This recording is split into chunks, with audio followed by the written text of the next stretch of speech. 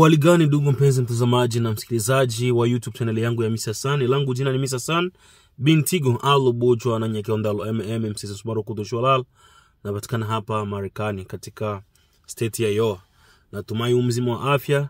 Karibu sana kwenye video yangu ya leo au matangazo yangu ya leo na uchambuzi wa leo ambako ni tariki 5 ya mwezi wa 4 mwaka wa 2025. Kwa sasa hivi ni saa 2 ya asubuhi inakosa dakika 1. Napenda niongelee vita ambayo inaendelea kule mashariki mwa nchi yangu ya DRC, ambao watu wanaendelea kufariki. Usiku wa leo takriban watu 11 walifariki dunia, waliuawa na waasi wa M23 wa kikundi cha Muji huko Nyiragongo. Watu 10 walifariki, na sio wao tu, kila siku tunaendelea kupata ripoti ya vifo, ambapo hivyo vifo vinapatikana katika miji ambayo M23 imeishikilia. Tumeshasema sana kuhusiana na lengo ambalo M23 imesema imekuja kuifanya. Imekuja kutukomboa sisi wana Sud Kivu na wana Nord Kivu kutokana na hii government ya Mheshimiwa Rais Felix Tshisekedi. Lakini hatupendi kurudilia ya kusema ya kuwa kweli mtu akikuwa na dhumuni ya kuja kutetea raia tena anaweza akaanza kuua raia. Hatuko machizi wa kuanza kurudilia hii mada. Ambacho napenda niongelee ni kuhusiana na serikali ya DRC na wanajeshi wake wa FARDC ambao kiukweli wanaendelea kuiuzisha nchi kwa njia moja ama nyingine. Kwa sababu gani nasema hivi? Unaweza ukaangalia jinsi gani hakuna mikakati kikweli ambayo iko wazi ambayo imewekwa na government. Watu wanaendelea kuuawa kila siku, lakini tunaendelea kusikia audio za viongozi wa kijeshi wakisisitiza wazalendo wasitishe mapambano kwa maana ya CCLF, ceasefire. Wakati vifo vinaendelea kuhesabika, vifo vinaendelea kutokea siku baada ya siku, lakini viongozi wakuu wa kijeshi wanawaambia wazalendo wote msipigane. Sisi tunasikiliza wakuu wetu, wakuu wakisema tusipigane na nyinyi msipigane. Nyinyi ni kina nani? Mko na nguvu. Hizo audio nimezisikia kabisa ambazo zimenisikitisha sana kiukweli. Mpaka hii mambo tena siko naifuatilia. Hii mambo ya vita ya Kongo kikweli siku hizi sivifuatilia, kwa sababu yani jeshi la Kongo linafanya mizaa na watu wake. Halina huruma na watu wake. Haiwezi ikawezekana tokea mwezi wa kwanza Goma ikashikiliwa, mwezi wa pili Bukavu ikashikiliwa, mpaka hivi hatuoni dalili za kwenda kukombolewa kwa Bukavu na Goma kupitia serikali. Wazalendo ambao ni wazawa wa nchi yao wamepambana mpaka wamefanya resistance ya M23 kutoku kuendelea na safari yao.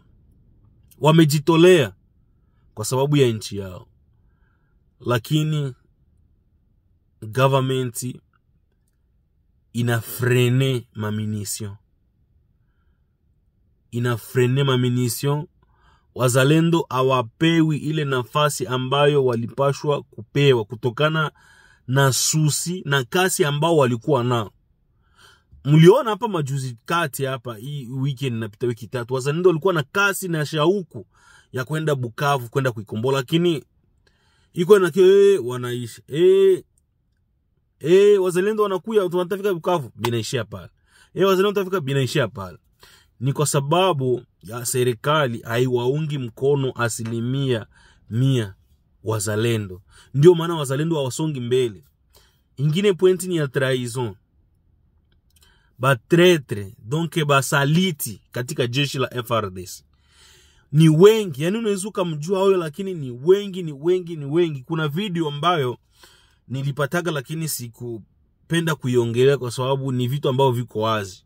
Kama kwenye jeshi la Kongo kuna Wanyarwanda wengi sana ambao wako wanaongea na M23 muda wote.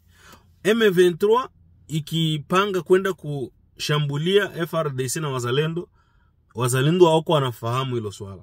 Lakini wazalendo wakipanga kwenda kuishambulia M23 tayari wako wanajua. Ndo lile swala ambalo litokeaga kule Goma, kule Nord Kivu kule, ambapo mheshimiwa sasa hivi ni marehemu Shiriwami ambaye alikuwa ni governor wa kijeshi wa Nord Kivu. Hivyo tu wazalendo wanaenda mbele kufront kupigana, anabambia murudie nyuma. Yani matraizo ilianzaga huko kunoro, zinakia zinashuka mpaka kusidi. Tunaweza tukasema wazalendo sasa hivi wakisema wahamue waigeukia serikali pia, hii vita itageuka sura. Lakini wazalendo wamejikaza kukaza moyo kuendelea kumstiri mheshimiwa rais. Lakini kwa mecho, sisi hatujui mambo ya siasa, lakini kwa mecho hatuoni the way serikali iko na support wazalendo. Inaleta masikitiko makubwa sana kuona gisi tuko tunaendelea kupoteza ndugu zetu, watoto ambao hawana hatia, siku baada ya siku, familia. Hivi kwenye Ragongo watu 11 familia moja walifariki dunia ambao hawana hatia, walikuwa wanajilia zao, wanakula zao wabata maisha, wanakuya wanauawa. Yani inakuwa Goma ubie Bukavu, ukikuwa wakala, ukikuwa na pesa zako, ukikuwa na telefoni yako, au M23 wakikuona wakihitaji ile vitu wanakuua. Na Umoja wa Mataifa sijui kama uko unaona hivyo, au serikali ya Kinshasa iko naona hivyo. Kikweli inasikitisha sana. Tunaweza tukasubiria diplomasi ifanye kazi, wamepeleka nani? Serikali ya Kongo iliomba Marekani, nadhani ilijibiwa juzi, ambapo tuliona advisor wa Trump alifika kule na watasaini mikataba ya kununua maminere yetu ya Kongo. Unaweza usinielewe, lakini ni sisi wabembe tunasema menge sana. Mpaka bya kusema biisha shindikana, tunakuwa tu yani ambacho kitakuwa na ndo hicho, kwa sababu hatuna jinsi. Wazalendo waisha jikaza, wanajikaza mpaka sasa hivi wanaendelea kujikaza, lakini hawapati support ile ambayo inahitajika. Ni juzi kuparlema, mheshimiwa mbunge wa teritwari ya Mwenga aliongea live kabisa kwenye parlema, kwenye bunge, ya kusema sioni support ya serikali kwenye wazalendo wangu wa Mwenga. Niliongelea sana, ndugu yangu mtangazaji mwingine aliongelea kupitia YouTube channel yangu kuhusiana na wazalendo wa Mwenga kutokusapotia kama wengine. Hata hao wengine hawasapoti kikamilifu. Na kuhakikishia wazalendo wakipata sapoti ambayo wanaipenda, kwa maana ya munition, wapate silaha, wapate nguo za baridi, wapate chakula, wapate usafiri, hii vita ingekuwa imeshaisha. Lakini frenage iko mingi kubaza FRDC na frene munition grave. Bazalendo banakuwa tu kule, banajikaza, banakamata Walikale. Baada ya siku tena utasikia Walikale tena nakamatwa kwa sababu ya usaliti.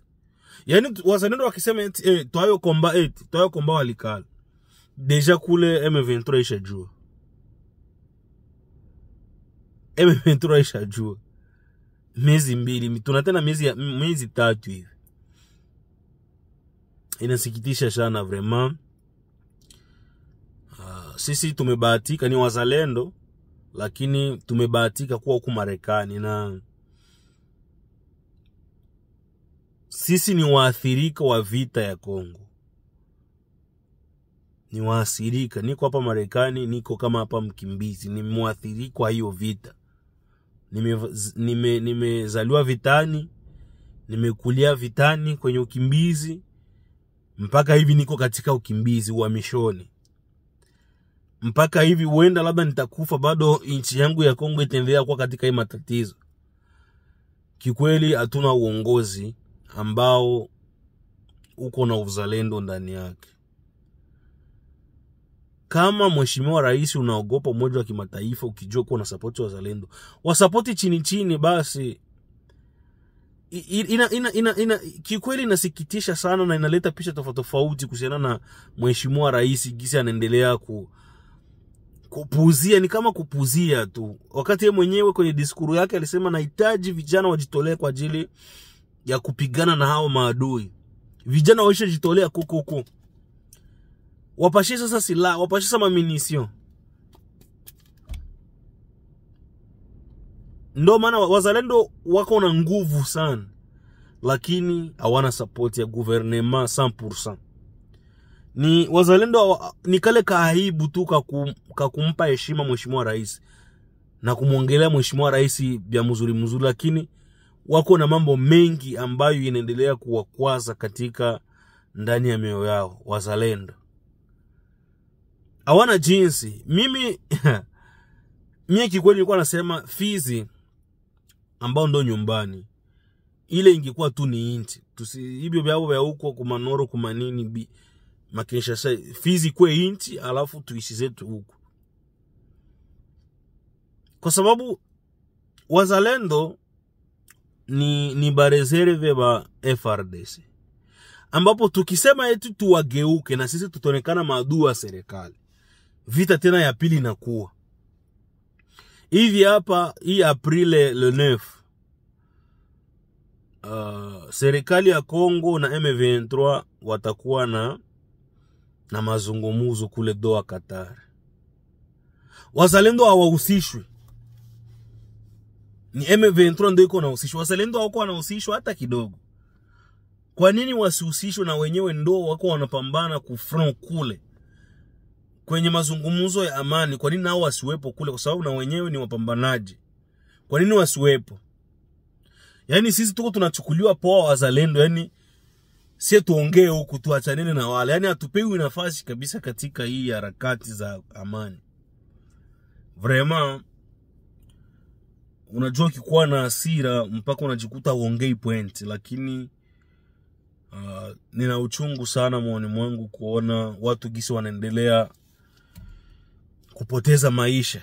Watu wanaendelea kupoteza maisha kila siku. Yani damn it. Vraiment hatari kabisa. 11 personnes, watu 11.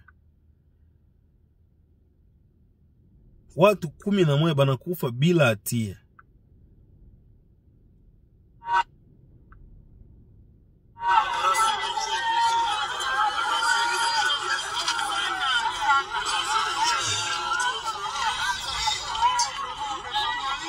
Hivi video sipendi nioneshe kule kwa sababu ya policy za YouTube. Sitaiweka huko.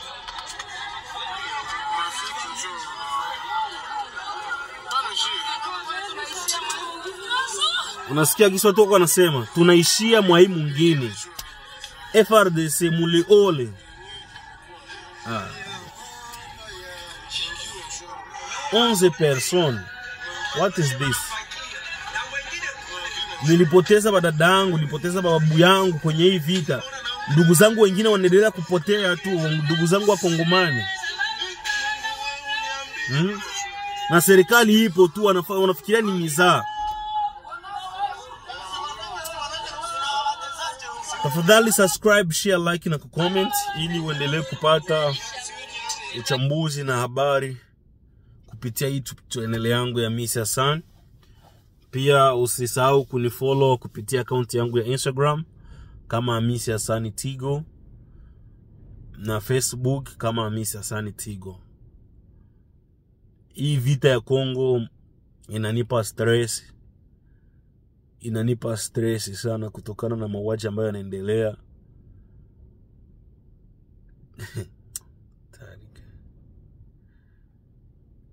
Subscribe, share, like na comment.